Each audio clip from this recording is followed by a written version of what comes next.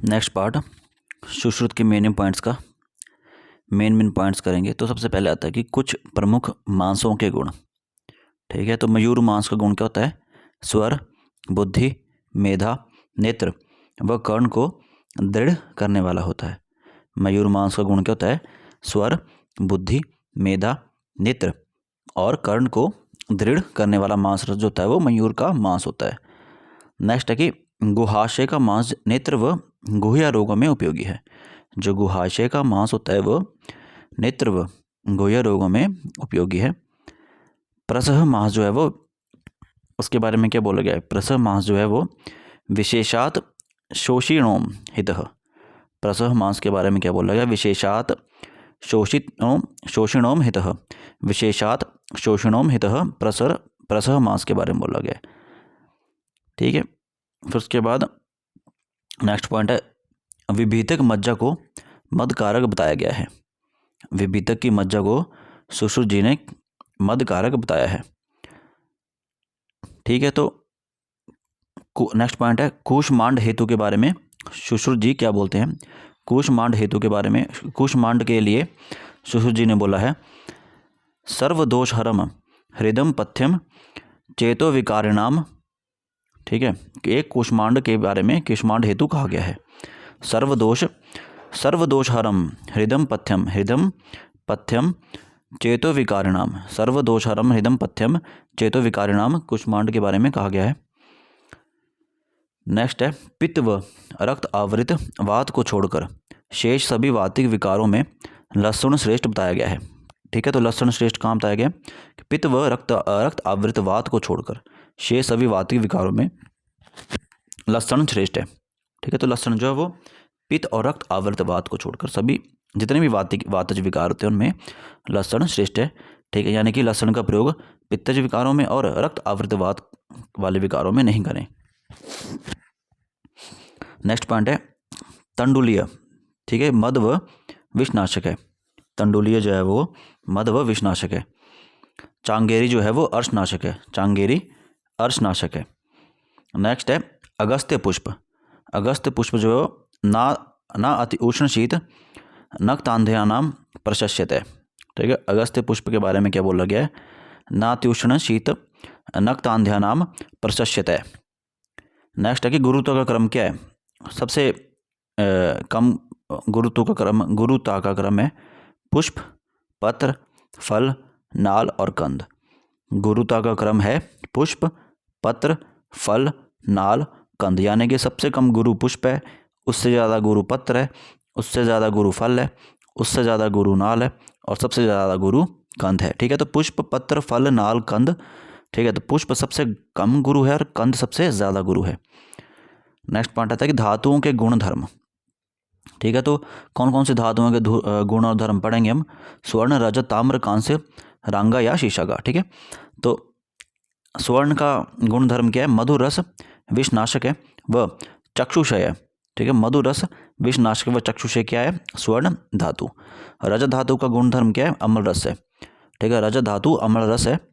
ताम्र धातु क्षाय रस है। कांस्य धातु तिक्त रस है। रांगा व शीशा जो कटु रस है। ठीक है, तो श्रेष्ठता में,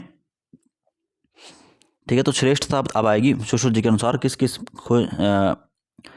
किस किस द्रव्य को या चीज़ को सुश्रुत जी ने श्रेष्ठ बताया। ठीक है, तो दुग्ध में सबसे श्रेष्ठ कौन है?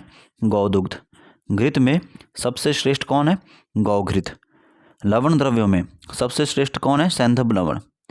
ठीक है, अम्ल द्रव्यों में सबसे श्रेष्ठ क्या है? आंवला व अनार। कटु द्रव्यों में सबसे श्रेष्ठ क्या है? पीपल व सौंठ। मधुर द्रव्यों में सबसे श्रेष्ठ क्या है? घृत व शहद। इक्षु विकारों में सबसे श्रेष्ठ है शर्करा। इक्षु विकारों में सबसे श्रेष्ठ है शर्करा। तिक्त द्रव्यों में परवल व बैंगन जो है सबसे श्रेष्ठ है। देखो, बैंगन जो है तिक्त द्रव्यों में आता है। ठीक है, परवल और बैंगन जो है वो तिक्त द्रव्यों में श्रेष्ठ है। और कषाय द्रव्यों में सुपारी व फालसा सबसे श्रेष्ठ है। कषाय द्रव्यों में सुपारी व फालसा सबसे श्रेष्ठ है। नेक्स्ट पॉइंट है कि सद्यो बलकारक पिपासा श्रमनाशक है। ठीक है, तो सद्यो बलकारक पिपासा श्रमनाशक क्या है? मंथ। मंथ जो है वो सद्यो बलकारक मंथ जो है सद्यो बलकर पिपासा श्रमनाशक है। मंथ सद्यो बलकर पिपासा श्रमनाशक है। प्रमुख अनुपान। ठीक है। तो प्रमुख अनुपान के बारे में पढ़ेंगे अब हम आगे, ठीक है। तो अग्नि संताप व अदब के पश्चात, ठीक है, मांसरस और दूध का प्रयोग कर सकते हैं। मांसरस या दूध का प्रयोग कब करना चाहिए? अग्नि संताप व अदब के पश्चात। गरिष्ठ पदार्थ सेवनोपरांत, ठीक है, कांजी का अथवा दही का ऊपरी भाग प्रयोग करें, ठीक है। तो गरिष्ठ पदार्थ सेवन के उपरांत कांजी या फिर दही का ऊपरी भाग का प्रयोग करें। मद्यपान के पश्चात जो है मद्य का प्रयोग करना चाहिए, ठीक है। मद्यपान के बाद जो है मद्य का प्रयोग करना चाहिए, मुख्य अनुपान है, ठीक है। दुर्बल पुरुष हेतु, ठीक है, सूरा का प्रयोग करें। दुर्बल पुरुष हेतु सूरा का प्रयोग करना चाहिए। रक्त पित्त में दुग्ध व इक्षुरस देना चाहिए। रक्त पित्त में प्रमुख अनुपान क्या है? दुग्ध व इक्षुरस। स्त्री संभोग उपरांत प्रमुख अनुपान क्या है? दुग्ध, ठीक है। और स्थूल पुरुष हेतु प्रमुख अनुपान क्या है? मधुदक। मधुदक जो है वो स्थूल पुरुष हेतु प्रमुख अनुपान है। विष में, ठीक है, प्रमुख अनुपान क्या है? आँख, शैलू व शिरस। विष में आँख, शैलू व शिरस जो है वो प्रमुख अनुपान है। नेक्स्ट है भोजन पूर्व अनुपान कृश कारक है, ठीक है। तो भोजन पूर्व अनुपान जो है वो क्या है? कृश कारक है। अगर हम भोजन से पहले अनुपान का प्रयोग करेंगे तो उससे कृशता होगी, इसलिए वो कृश कारक है। भोजन के मध्य में अगर अनुपान करेंगे तो यथास्थिति कारक है, ठीक है। तो अगर भोजन करते समय साथ के साथ अगर अनुपान का प्रयोग किया जाए तो वो यथास्थिति कारक होता है। भोजन के पश्चात अगर अनुपान का प्रयोग करें तो बृहण करने वाला होता है, ठीक है। अगर हम भोजन के बाद अनुपान का प्रयोग करेंगे तो बृहणता आएगी। अनुपान का निषेध है किस किस में? ठीक है। तो अनुपान का निषेध श्वास में, कास में, क्षत में और स्वरभंग में, ठीक है। तो सुश्रुत जी के अनुसार अनुपान का निषेध 4 में है। वो चार क्या है? श्वास, कास, क्षत व स्वरभंग, ठीक है। तो 4 व्याधियों में सुश्रुत जी ने अनुपान का निषेध बताया है: श्वास, कास, क्षत व स्वरभंग। नेक्स्ट पॉइंट है द्रवों के अनुसार उनके रखने योग्य पात्र, ठीक है। तो किस द्रव्य को कौन से पात्र में रखेंगे, ठीक है। तो घृत जो होगा उसको कृष्ण लौह पात्र में रखेंगे। घृत को कृष्ण लौह पात्र में रखेंगे। कृष्ण लौह पात्र में किसको रखेंगे? घृत को। फिर फल व भक्ष्य को किस में रखेंगे? पत्र पर रखें, ठीक है। फल व भक्ष्य को पत्र पर रखें, ठीक है। पत्र पर किसको रखें? फल व भक्ष्य को। दही व छाछ से प्रदिग्ध मिष्ठान्न को किस में रखना चाहिए? स्वर्ण पात्र में रखें, ठीक है। सोने के पात्र में किसको रखें? दही व छाछ से प्रदिग्ध मिष्ठान्न को, ठीक है। द्रव को कहाँ रखें? चांदी के पात्र में। चांदी के पात्र में किसको रखना चाहिए? द्रव को। जल को ताम्र के पात्र में रखना चाहिए, ठीक है। तांबे के पात्र में जल को रखना चाहिए। पानक व मद्य को स्फटिक पात्र में रखें, ठीक है। स्फटिक पात्र में किसको रखें? पानक व मद्य को। राग, षाडव व षटक, ठीक है, इनको किस में रखें? वैदूर्य के पात्र में, ठीक है। वैदूर्य पात्र में राग, षाडव व षटक को रखें। नेक्स्ट है भोजन की थाली में पदार्थों की स्थिति, ठीक है। तो भोजन की थाली में पदार्थों की स्थिति क्या होती है? तो दक्षिण में फल, भक्ष्य व सूखे पदार्थ रखें, ठीक है। भोजन की थाली में दक्षिण स्थान पे फल रखें, भक्ष्य व सूखे पदार्थ रखें।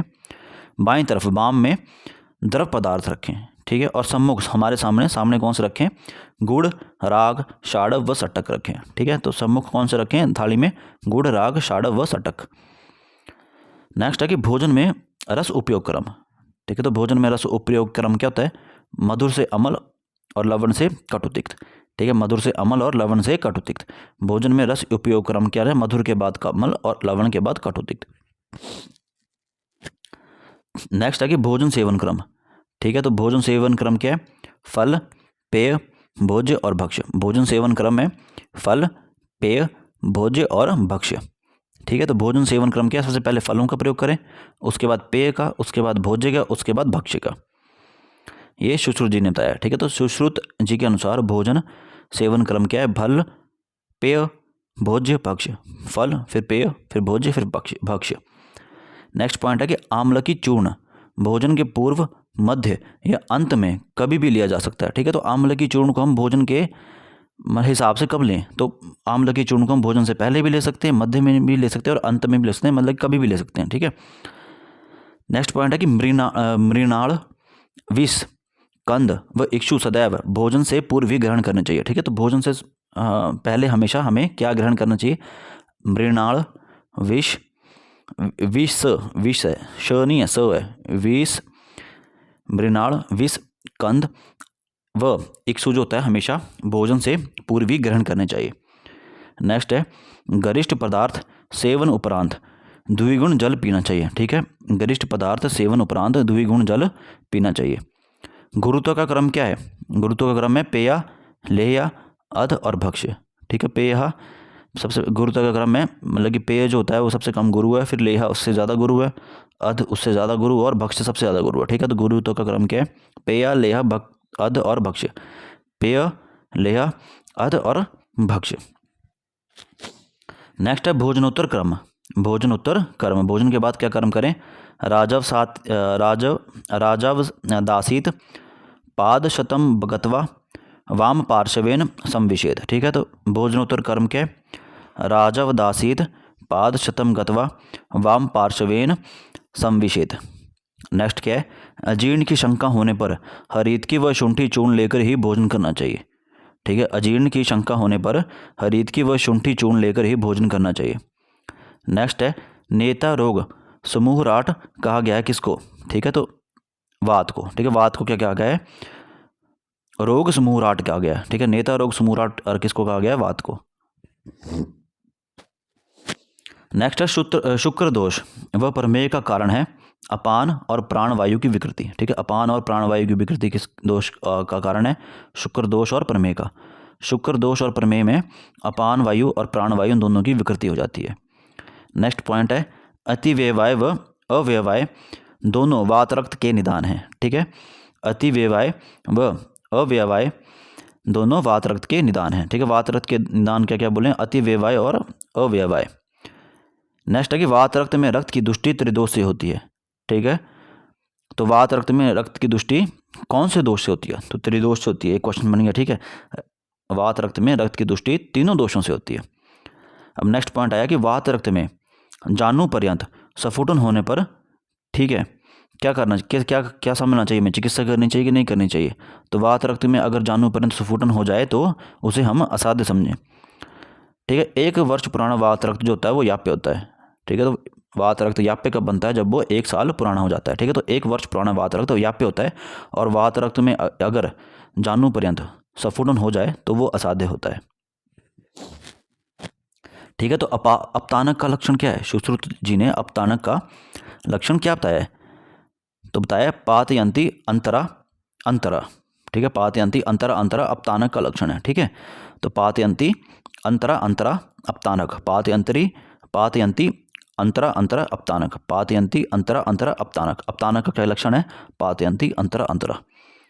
नेक्स्ट पॉइंट क्या है कि गर्भपातजन्य रक्तस्राव से तथा आघातजन्य अपतानक असाध्य माना गया है। ठीक है, तो कौन सा अपतानक साध्य माना गया है? गर्भपातजन्य रक्तस्राव से जो अपतानक होता है वह असाध्य माना गया है तथा जो आघातजन्य अपतानक होता है वो भी असाध्य है। ठीक है, तो 2 प्रकार के अपतानक जो हैं सुश्रुत जी ने असाध्य बताए हैं। एक गर्भपातजन्य अपतानक, गर्भपातजन्य रक्तस्राव से जो अपतानक होता है वो असाध्य है, और दूसरा आघातजन्य अपतानक जो है वो असाध्य है। ठीक है, अब इसके बाद नेक्स्ट देखते हैं